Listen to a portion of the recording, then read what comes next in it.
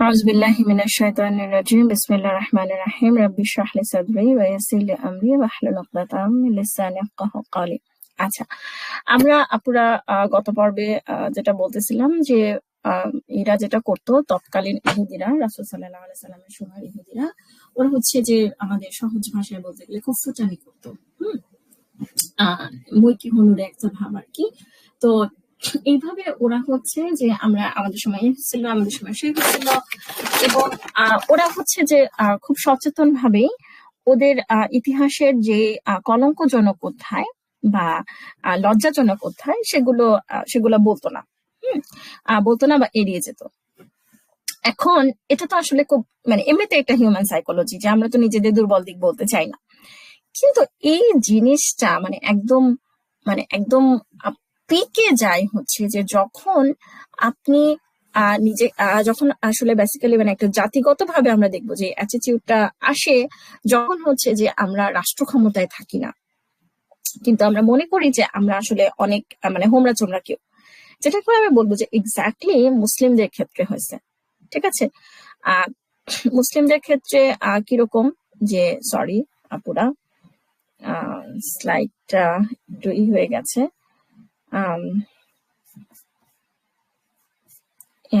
এই পয়েন্টটাতে আমরা ছিলাম যে মুসলিমদের ক্ষেত্রেও দেখা যাচ্ছে যে আমরা সেম কাজটা করি। যে আপনারা দেখবেন যে আমাদের মধ্যে ইসলামকে একটা ইউটোপিয়ান হিসেবে উপস্থাপন করার একটা টেন্ডেন্সি। ঠিক আছে, যে মানে এখন বর্তমান দুনিয়াতে যা কিছু অন্যায় অবিচার হচ্ছে আমরা মনে করি যে এটা সবকিছুর কারণ হচ্ছে যে মানে ইসলাম শাসন ক্ষমতায় নাই। আমাদের মধ্যে ইসলামকে গ্লোরিফাই করতে করতে আমরা এমন একটা পর্যায়ে নিয়ে গেছি যে মানে আমরা ইসলামকে এমন ভাবে উপস্থাপন করছি যেটা আসলে একটা অবাস্তব একটা পিকচার। মানে এবং আমার একজন শিক্ষক একবার একটা কথা বলছিলেন, আমার কথাটা খুব ভালো লাগছিল, আমি সেটা এখানে লিখছি স্লাইডে, যে we often call for a golden period that never existed. যেমন ধরেন আমি যেহেতু ইসলামিক ফাইন্যান্সের ছাত্রী, আমার কাছে এই জিনিসটা মনে হয় যে এমন আমি যখন প্রথম দিকে ইসলামিক ফাইন্যান্সে পড়া শুরু করে আজ থেকে 10 বছর আগে সেলফ স্টাডি, তখন আমার কাছে মনে হয়েছিল যে একটা পর্যায়ে গিয়ে আমার কাছে মনে হয়েছে যে মানে এখন যত সমস্যা হচ্ছে সবকিছুর কারণ হচ্ছে ইসলামিক অর্থনীতি নাই বলে। এরপরে আমি যখন পড়াশোনা শুরু করলাম, হিস্ট্রি পড়া শুরু করলাম, মানে এরকম একটা ভাইব আমি পাইতাম। তারপর আমি তখন দেখলাম যে ওমর রাদিয়াল্লাহু আনহুর সময় দুর্ভিক্ষ হয়েছে, এবং এই জিনিসটা হচ্ছে আমাকে খুবই মানে আমাকে হচ্ছে যে খুবই অবাক করছে যে উমর রাদিয়াল্লাহু আনহুর সময় দুর্ভিক্ষ হয়েছে।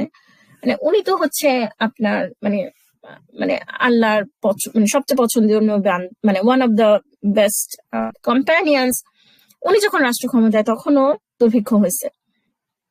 আমরা কিন্তু দেখবেন যে যত গ্লোরিফাই করি উমর রাদিয়াল্লাহু আনহুকে নিয়ে, এই জিনিসগুলো নিয়ে আমরা অনেক কম কথা বলি। এরপর আমি যখন জানলাম যে নবীজের সময় ধর্ষণ হয়েছে, রেপ হয়েছে, ফিমেল সাহাবীরা ফজরের নামাজ পড়তে এসে রেপড হয়েছেন আসার পথে। হ্যাঁ, সো এবং মানে এই জিনিসটা যখন আমি রিয়েলাইজ করলাম তখন আমি একটা জিনিস বুঝলাম যে এবং এটা আসলে খুবই মানে খুবই ইম্পর্টেন্ট বোঝাটা, যে দুনিয়াটা কখনোই জান্নাত হয়ে যাবে না, সেটা ইসলাম রাষ্ট্র ক্ষমতায় আসলেও। এটাই হচ্ছে বাস্তবতা। তাহলে এখন প্রশ্ন হচ্ছে, আচ্ছা হামিদা আপু কি বলতেছে?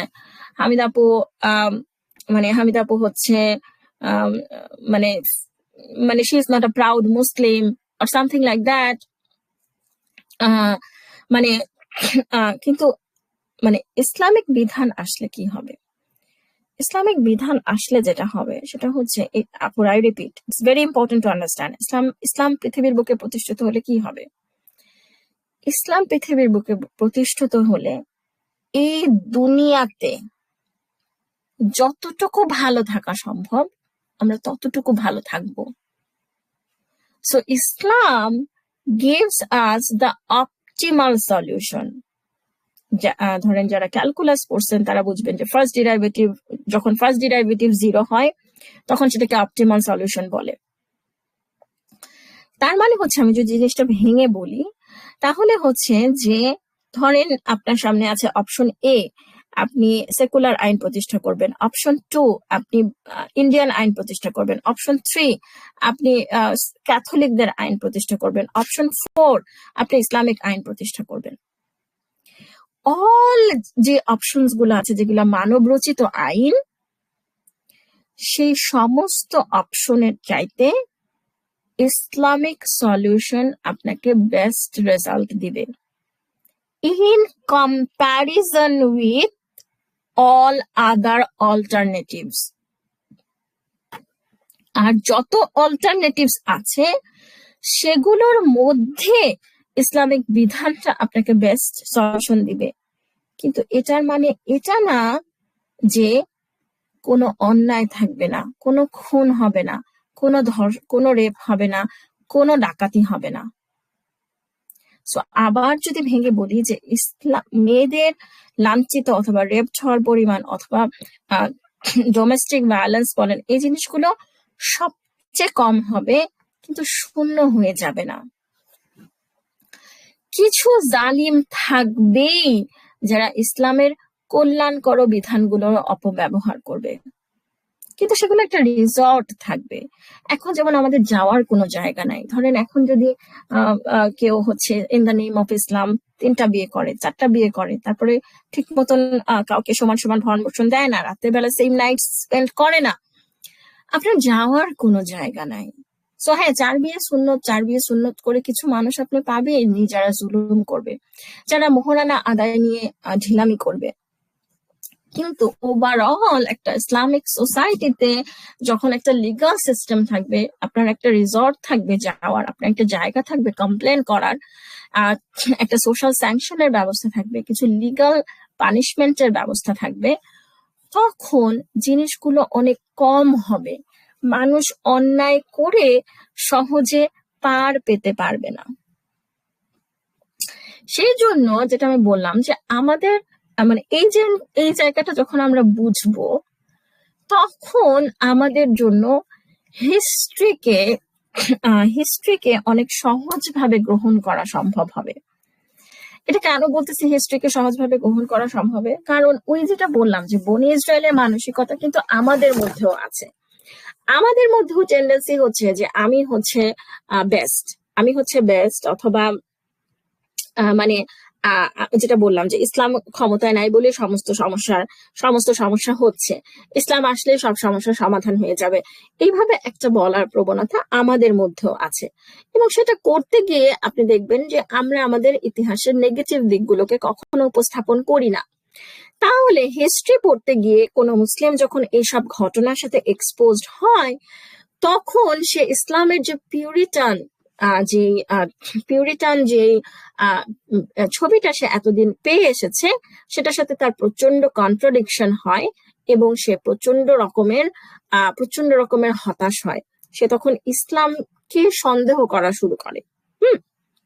যেমন আপনারা যদি আলী রাদিয়াল্লাহু আনহু এবং মুআবিয়া রাদিয়াল্লাহু আনহুর সময়ের যুদ্ধের কথা দেখেন, আপনারা তো মানে রাসূল সাল্লাল্লাহু আলাইহি ওয়াসাল্লাম, তারপরে আবু বকর রাদিয়াল্লাহু আনহু, উমর রাদিয়াল্লাহু আনহু, মানে যে 2জন সাহাবী, 3 নাম্বার সাহাবীর সময় আপনারা এমন হিস্ট্রি পড়া শুরু করবেন যেটাতে আপনার হয়ে যাবে, যেটাতে আপনার মাথা নষ্ট হয়ে যাবে। সো আমরা যদি উসমান রাদিয়াল্লাহু আনহুর হত্যার ঘটনা দেখি, সুবহানাল্লাহ, মানে it's very difficult to take. আমরা তো আমাদের আইইউতে, ইসলামিক অনলাইন ইউনিভার্সিটিতে আমরা তো এটা পড়েছি, মানে একদম নেওয়া যায় না, মানে গায়ের রোম খাড়া হয়ে থাকে, আপনার চোখ দিয়ে পানি আসতে থাকবে আপনি যখন উসমান রাদিয়াল্লাহু আনহুর মৃত্যুর ঘটনা পড়বেন, ওনাকে হত্যার ঘটনা পড়বেন।